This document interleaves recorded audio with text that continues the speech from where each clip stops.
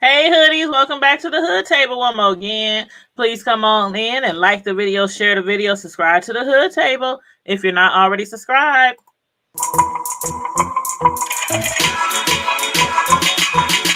You don't need Netflix, you don't need cable. Hop on YouTube, welcome to the Hood Table, where we chop up local and global events vocally.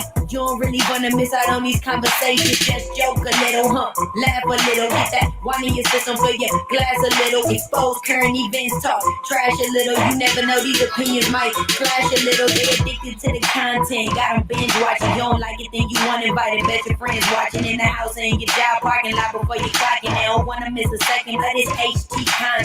Everybody think they got something to say, so it's an open invitation, bring it to the table. But if you come whack, just know we ain't buying in. We gon' probably turn it back until you say truck again. Yeah, welcome to the Hood Table. You don't need Netflix, you don't need cable. Yeah, welcome to the Hood Table. You don't need Netflix, you don't need cable. Hey, what up, everybody? Once again, welcome to the Hood Table. So I'm a hoodies. Make sure you like the video, share the video, and subscribe to the Hood Table, please, and thank you very kindly. And let me just make sure shared it everywhere. All right. Now, this evening, we are going to be discussing the last episode, not the last episode of the season, but the most recent episode of Queen Sugar. So for all my Queen Sugar fans, if you have been caught up and you've been checking the show out, make sure that you let me know what you thought about the episode, the different storylines, the different characters. You know what I'm saying? All my Queen Sugar fans, we are now on season 5, episode 9. And it was called In Summertime to Simply Be. Hey Edward, what's up? How you doing? Welcome back to the Hood Table one more again. All right, y'all. Let's see. We got basically 3 main storylines that we're going to be discussing tonight. The first storyline that we're going to be discussing. Charlie? Shall we do Charlie? Yeah, we'll do Charlie. We'll leave the more tenser discussions for the end of the show. There's a lot we gotta discuss when it comes to Queen Sugar. First thing first, Charlie and Davis. One thing I like to say off the rip is for a family such as theirs, you know, if you've been watching this show for 5 seasons, you know that this family is really close. They are really close knit. They know almost everything about each other. And for them to be that doggone close, how the heck didn't they realize that Charlie looked like she done just rose from the dead? Like Charlie been dealing with the Rona for like a week now, and she hasn't been answering their phone calls. She ain't been answering their text messages.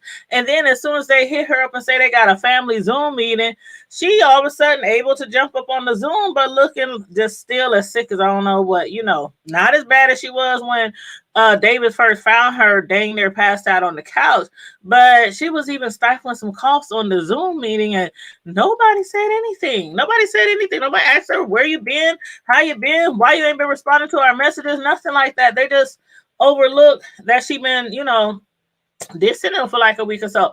But anyway, I know it was more about Blue.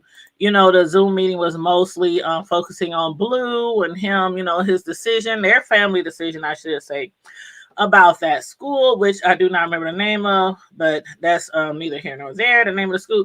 But still, I thought they would have noticed something like, Charlie, what's up? What's been going? Big sis, you know what I'm saying?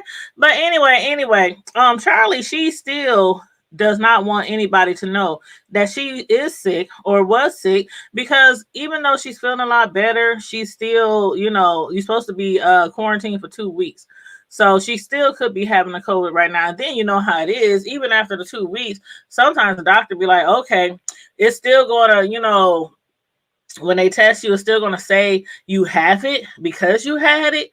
You know, even if they send you back to work, if you're not showing a whole bunch of the symptoms, you know what I mean?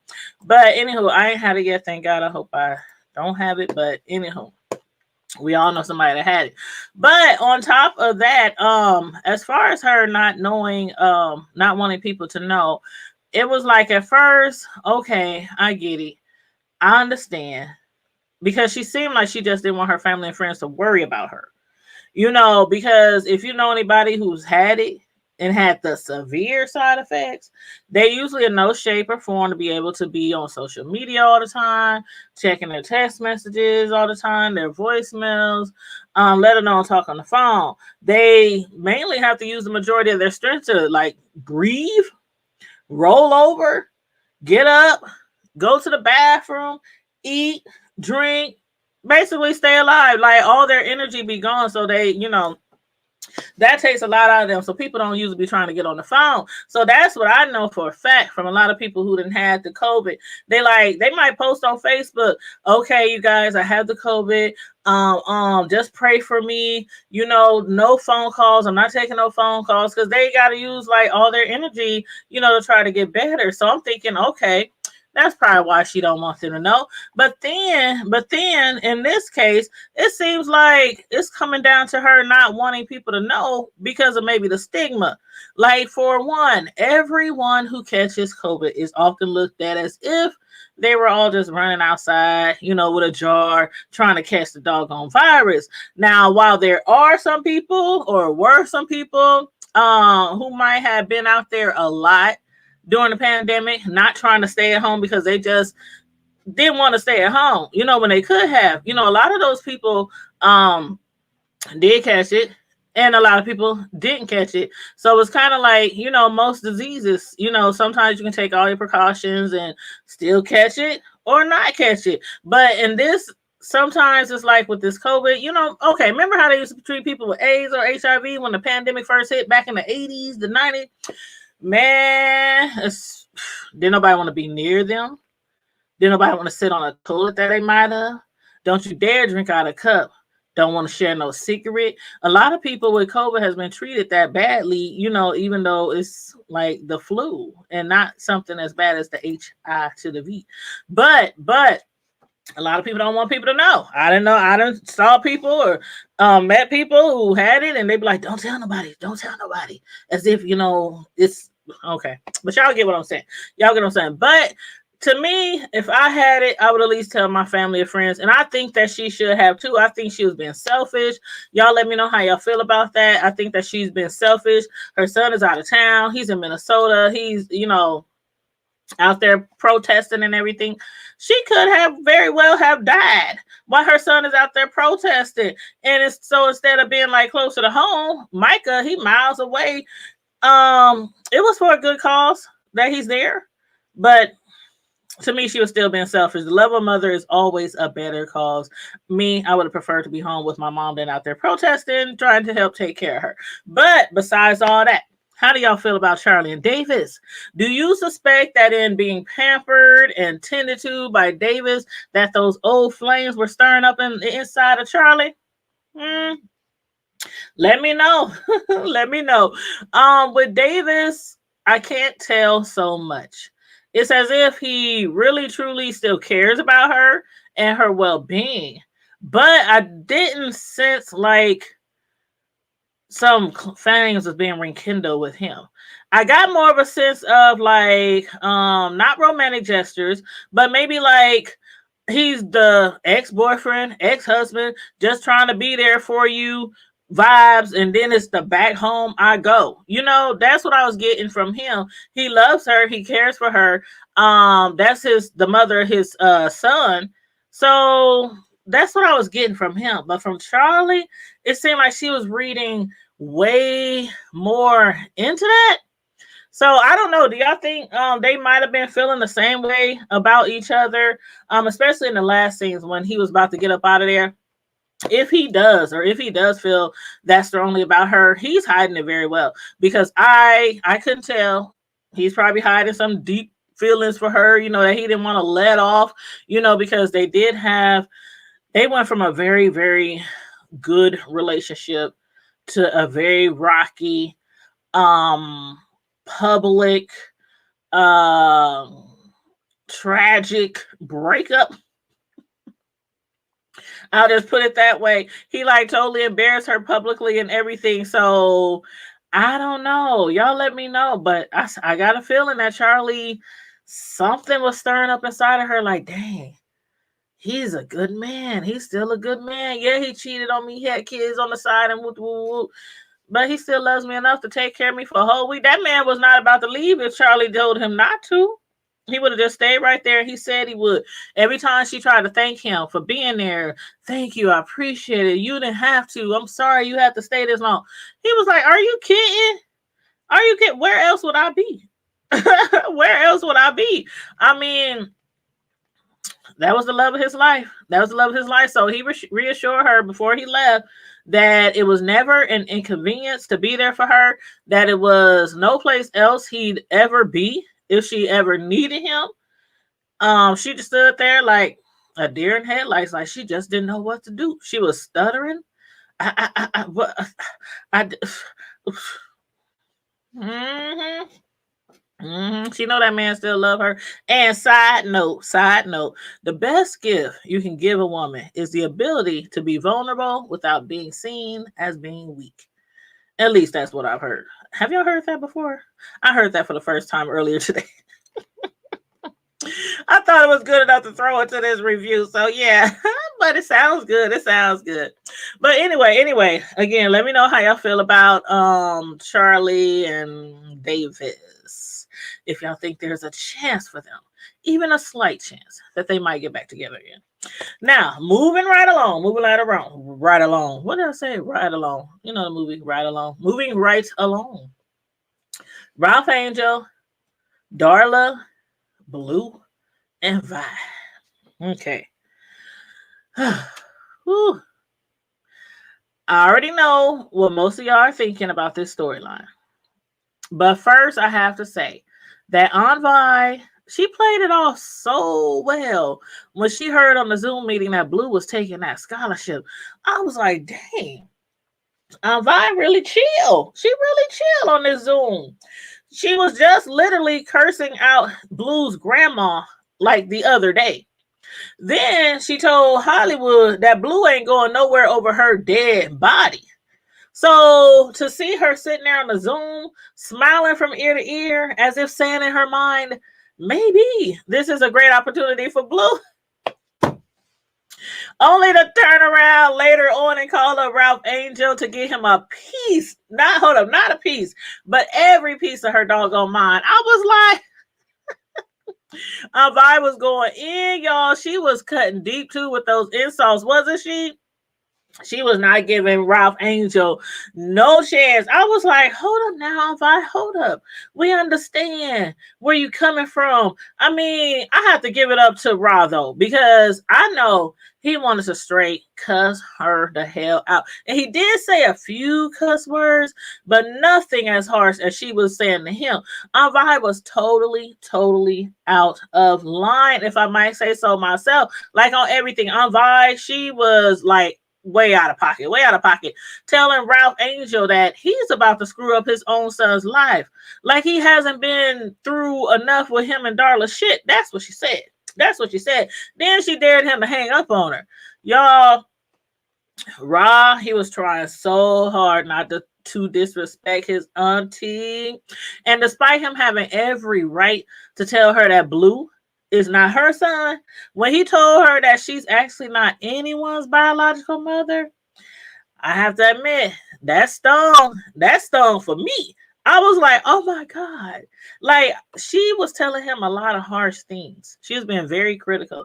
But when he said that to her, I know that hurt her. I know that hurt her down to her soul, down to her core. But she's one of those aunties, you know, them old aunties, old folks, they set in their ways. They don't want to take no for an answer. They, whatever they say is law, whether they auntie or mama. But again, I understand why she feels so strongly about this situation. She has been a mother figure to Blue. You know, she was for some years when Ra, you know, he was away, locked up. Darla, she was away, strung out, drunk, high, just out there doing whatever. But she ain't the mama. Not the mama. Vi, you ain't the mama. She stood in the gap while Ra, and Darla couldn't be there for Blue. But the final and most important decisions regarding Blue is up to Ra and Darla. So regardless, when she found out that Ra had basically given Blue his blessings to move, she just knew that she had every right to demand that he stay put. And I bet she also just knew that she would get her way. Not this time, on Vi. Not today. Rob put his foot down. He was like, not today. You gonna learn today, on Vi. But yeah, after she exploded on Rob, I don't see how their relationship could ever be the same. I really don't. I mean, have you ever got into it with like your auntie or uncle real bad? And then like you move past it, but it's still not ever like really the same. So I don't know. And the thing before that, I was like really disgusted with how Darla's mother went about the whole situation.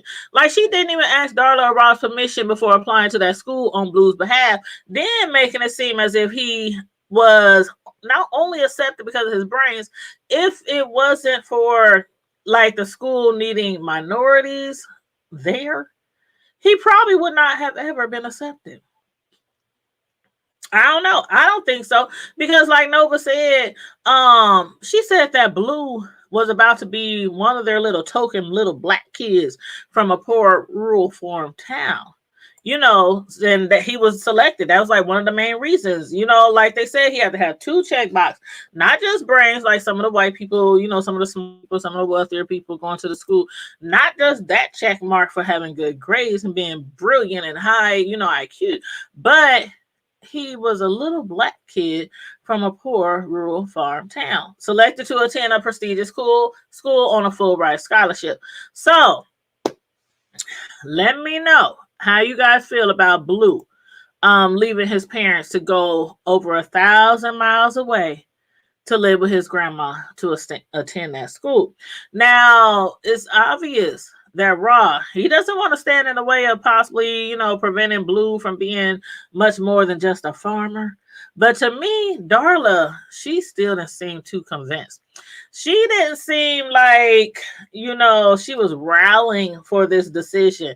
Like, I think, with Ra being like the head of the house, the man of the house, and being that he has been there way more than Blue, I don't know. I just feel like Darla doesn't want him to leave. Like, she was just sitting there like, yeah, kind of like how Aunt Vi was when she was faking the funk on that Zoom. But the reason why I think Darla really doesn't want him to go is not just because he's going to be far away, not only because he's going to be 1,000 miles away from home, but he'll also be living with her mother, the mother who she never really had a close relationship with, the mother who abandoned her when she was out there in the world addicted to drugs and alcohol. So, I'm just saying, for me, it appears that as if Darla's mother is either doing this because she thinks that Ra or Darla cannot ensure Blue a successful future. Either that, or she might be trying to relive like her life, like and trying to make up for some things that she done wrong when raising Darla. Like maybe she sees this as a way to somehow make it right where she went wrong with Darla by placing Blue where she believes he can be most successful. I don't know. Y'all let me know how y'all feel about that. Me personally, if it was my child, I would never allow any child of mine to move that far away at such a young age. High school, maybe, but definitely not grade school, and not with a mother who didn't give 2 shits about me when I was younger. But that's just me. Then to top it all, most of those type of schools, like they hardly show you any kind of real care, any kind of real kindness, especially the type of affection a sensitive kid like Blue needs. And let's not forget that no matter where a smart young man, black man attends school, he is still black. So while somebody might be up there schooling Blue and making sure he gets smarter, who exactly will be protecting Blue and making sure he gets all the love he needs while he's up there? Will Darla's mother be able to do that? Mm, y'all let me know. Y'all let me know. Now, the last thing I want to talk about, of course, Nova, Calvin, and Andre Nixon. So, finally. First, let me say this. Was it just me? Or did y'all feel some type of way? Did y'all feel something was about to change between Nova and Calvin when that picture fell and broke? When that picture hit the ground and Nova was trying to pick up that picture and then old girl gave her a call?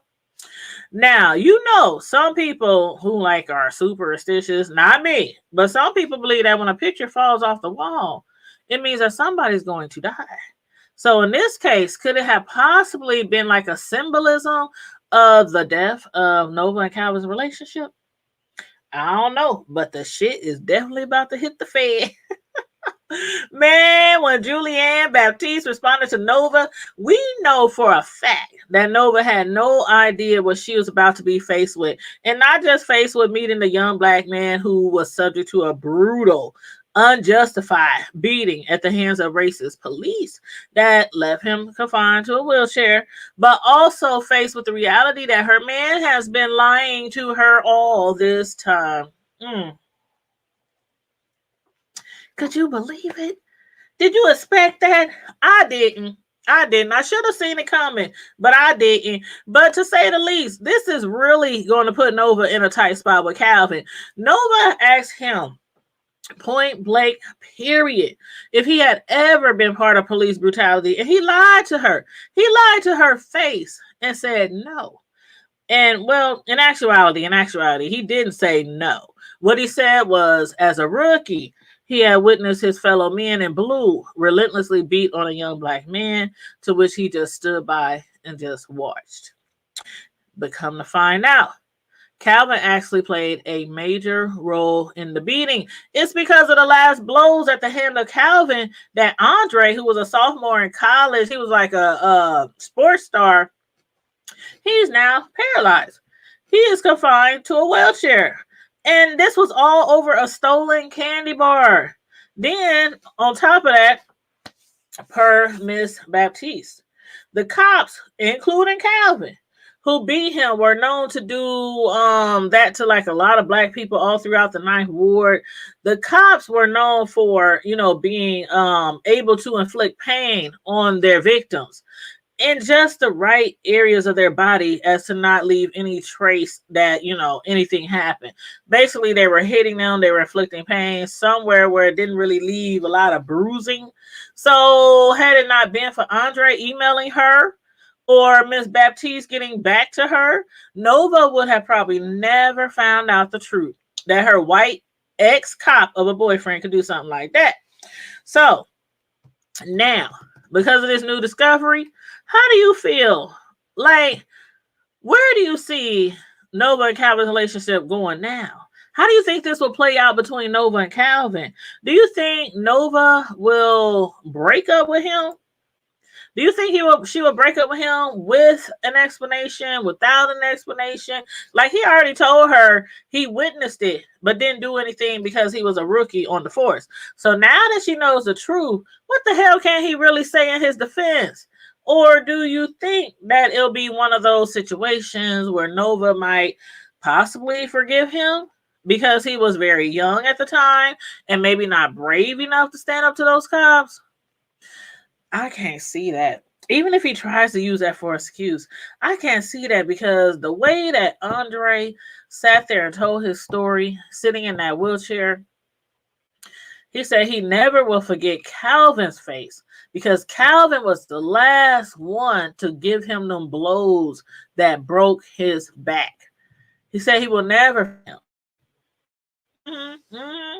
Now, I had seen somewhere on a blog where somebody had said something like, do you think after tearing her entire family apart and then having them all forgive her, after Nova wrote that book and put a lot of their private information, their tea out in the public, like after she did all that, her family was able to forgive her? So somebody had questioned, do you think because of her family being able to forgive her for something like that she did, that she might find it in her heart to forgive Calvin? Maybe give him, like, saying he deserves a chance to be forgiven like she was. I was like, hold up now. This is apples and oranges. This is apples and oranges, apples and bananas. I mean, this is so totally like, I don't know. I can't see it. I can't see it. As much as Nova is an activist for black rights, and she has a whole white boyfriend who they've been talking about to each other about their future, about getting married, things like that. And then to come to find out that he played a major role in that boy being paralyzed. I don't see how she forget him. I don't. And then what about his daughter? Let's not forget his daughter. Remember how she reacted when she found out about the news that he just sat by, allegedly, per him, which we know is a lie now. But he told his daughter that he sat by and he was young. I was a rookie, And she was disgusted. She was ashamed that he had stood by. So I wonder how she would react finding out this information, that he lied to her, not just to Nova, but he lied to his own daughter.